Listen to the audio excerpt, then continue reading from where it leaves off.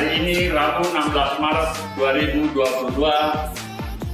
kami dari kelompok 1 PKN 2 Angkatan 1 tahun 2022 sedang melakukan visitasi kepemimpinan nasional di Ditjen Bina Marga Kementerian PUPR.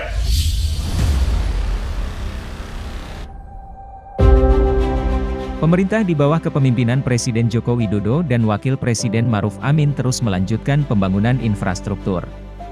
Sebagaimana tertuang dalam Perpres Nomor 18 Tahun 2020 tentang RPJMN 2020 hingga 2024 dari 7 agenda pembangunan nasional, salah satunya adalah memperkuat infrastruktur untuk mendukung pengembangan ekonomi dan pelayanan dasar.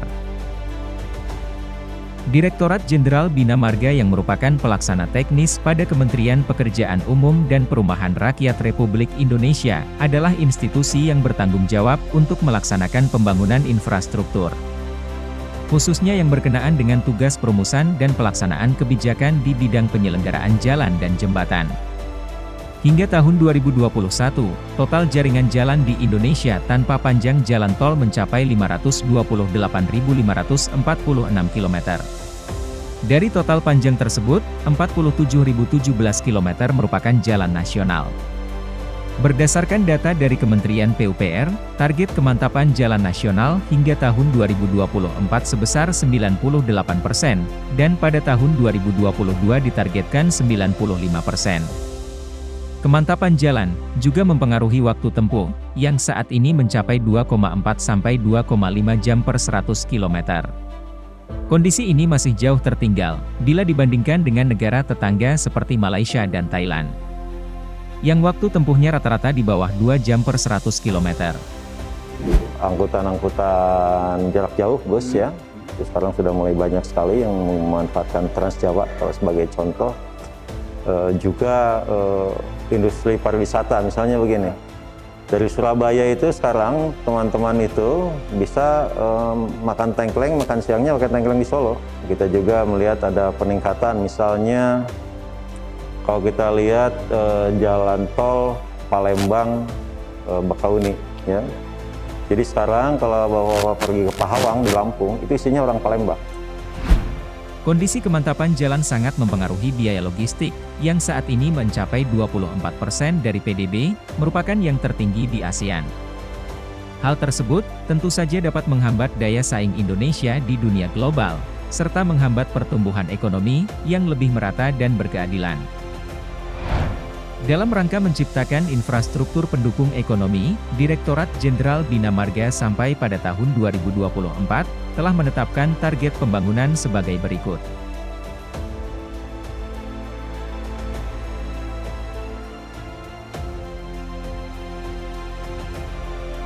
Direktorat Jenderal Bina Marga terus berupaya melaksanakan pembangunan jalan dan jembatan untuk mendukung pengembangan ekonomi dan pelayanan dasar. Di antara proyek yang menjadi prioritas adalah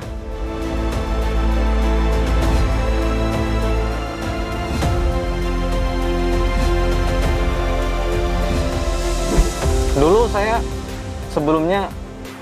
sebelum ada jalan tol Trans Sumatera ini, saya membutuhkan waktu 4-5 jam. Nah, gila sekarang berkat adanya jalan tol Trans Sumatera ini, saya hanya menempuh 2 jam saja untuk ke Bandar Lampung. Manfaat yang saya rasakan dengan adanya jalan tol lintas Sumatera ini mempercepat saya untuk berbelanja barang dagangan.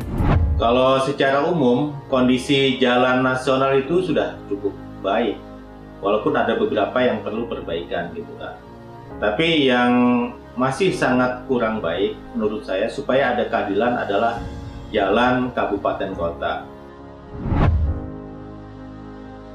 Selain itu, untuk mewujudkan pertumbuhan ekonomi yang lebih merata dan inklusif, Direktorat Jenderal Bina Marga juga terus mempercepat pembangunan jalan dan jembatan di daerah perbatasan dan pulau-pulau terluar, serta di kawasan-kawasan developing region atau yang sedang berkembang.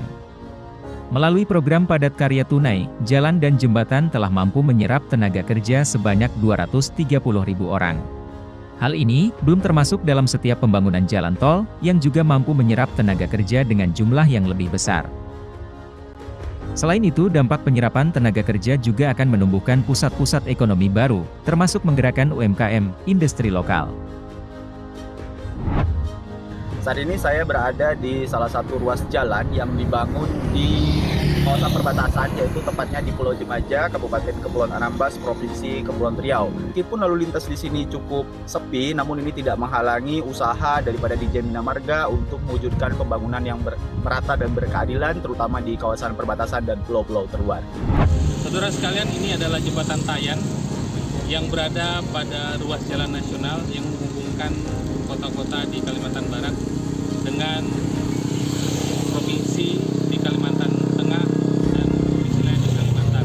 Semula masyarakat menggunakan feri angkutan sungai yang 2-3 jam, dan saat ini dapat dilintasi dengan jembatan ini hanya kurang lebih 3 menit. Sementara untuk memberikan dukungan implementasi penguatan ketahanan ekonomi dilaksanakan sejumlah program seperti peningkatan jalan di kawasan food estate. Dengan dukungan aplikasi Sipakar, pembangunan jembatan gantung, pembangunan jalan lingkar seperti Trans Morotai, prioritas preservasi jalan kawasan strategis dan jalan daerah wisata prioritas seperti di Labuan Bajo.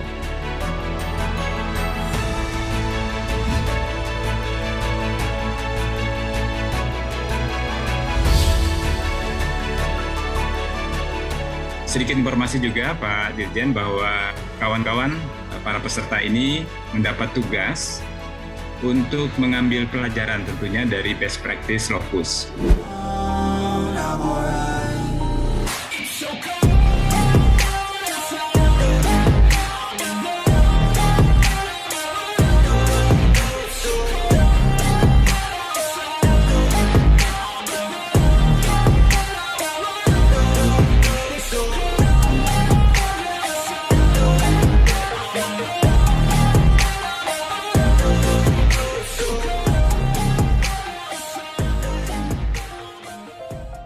Indonesia itu negeri yang menawan, rakyatnya ada di desa dan di kota. Bina terus pembangunan yang berkeadilan, supaya pertumbuhan semakin merata. Dari Sumatera hingga Papua, jalan dan jembatan terus dibangun. Pembangunan berkeadilan untuk semua, kesejahteraan rakyat akan terhimpun.